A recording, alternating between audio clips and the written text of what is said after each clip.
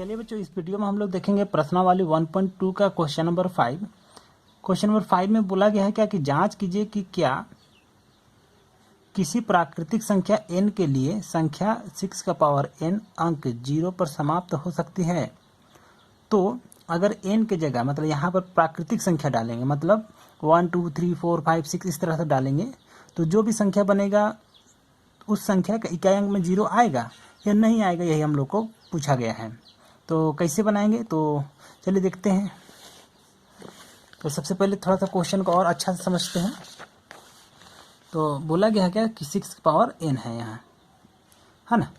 अब n की जगह आपको लेना है कितना, प्राकृतिक संख्या। n की जगह कितना लेना है, प्राकृतिक संख्या, मतलब 1 2 3 4 5 डॉट डॉट डॉट ये लेना है। तो जब हम 6 के जगह n के जगह पर 1 लेंगे तो ये कितना हो जाएगा, 6 ही हो जाएगा।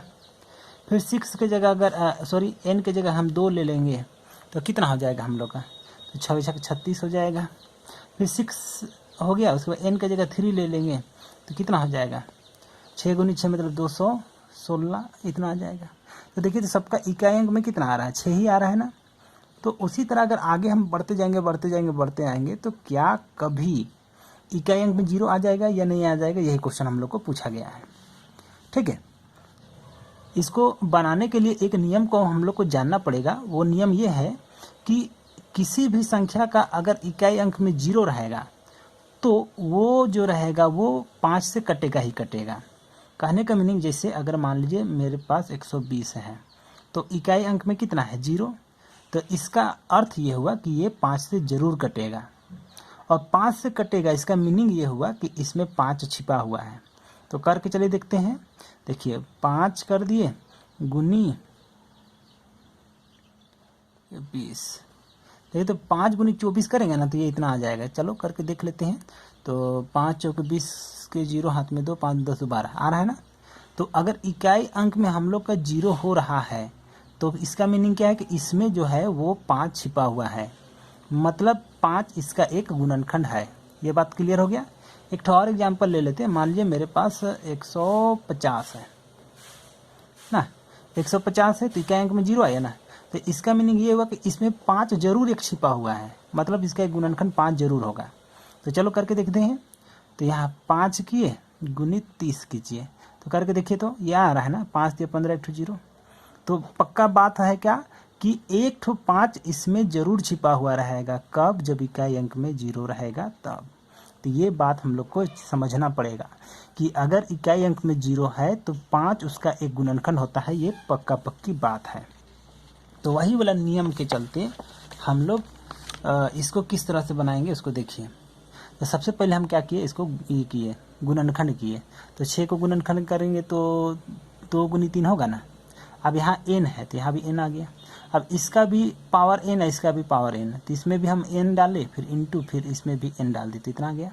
अब अपने में सोचिए कि अगर हम यहाँ n के जगह पर 1 डालते हैं, n के जगह पर हम 1 डाल लेते। चलिए यहाँ पे आपको दिखा देते हैं कि 6 का पावर 1 कर देते हैं तो ये कितना हो जाएगा, 2 पावर 1 गुनी 3 का पावर 1। अब अगर मान लीजिए कि 6 यहाँ n के जगह पर हम दे देते हैं 5, तो इसका मीनिंग क्या हुआ, तो 2 का पावर 5 और यहाँ पर हो जाएगा 3 का पावर 5। और 6 के जगह पर n के जगह पर अगर हम मान लीजिए हम 15 दे दिए तो कितना, 2 का पावर 15 और 3 का भी पावर 15। इसका मीनिंग क्या हुआ कि 2 जो है वो 15 ठो है और 3 जो है वो भी 15 है। उसी तरह से यहाँ पर जब 5 दिए तो कितना आया, 2 का पावर 5 आ गया। तो इसका मीनिंग ये हुआ कि 2 जो है वो 5 बार है और 3 भी 5 बार है। यहाँ 1 जब दिए तो 2 एक बार आया और 3 एक बार आया। तो आप कल्पना कीजिए कि यही n के जगह पर हम कितनों भी दे देंगे तो 2 और 3 ही ना आएगा। देखिए, जब 1 लिए तो भी 2 3 आया, 5 लिए तो 2 3 ही आया, फिर 15 लिए तो भी 2 3 आया। तो 2 और 3 ही केवल इसका गुणनखंड हो रहा है ना, और कोई इसका गुणनखंड नहीं हो रहा है, मतलब 5 इसका गुणनखंड आएगा ही नहीं आएगा। तो वही चीज़ को यहाँ पर हम लिखे हैं, क्योंकि n का किसी भी मान के लिए 5 6 का पावर n का एक गुणनखंड नहीं होगा। ठीक है, इसलिए किसी भी प्राकृतिक संख्या n के लिए 6 का पावर n अंक 0 पर समाप्त नहीं होगा। तो ये बनाना ज़्यादा नहीं है, लेकिन इसको समझना बहुत ज़रूरी है। जब आप ये समझ जाइएगा तो आप इसको बहुत अच्छा से आप बना लीजिएगा। तो उम्मीद करते हैं कि ये क्वेश्चन आप लोगों को समझ में आ गया होगा। समझ में आ गया होगा तो वीडियो को लाइक कीजिए और चैनल में नए हैं तो चैनल को सब्सक्राइब कर लीजिए।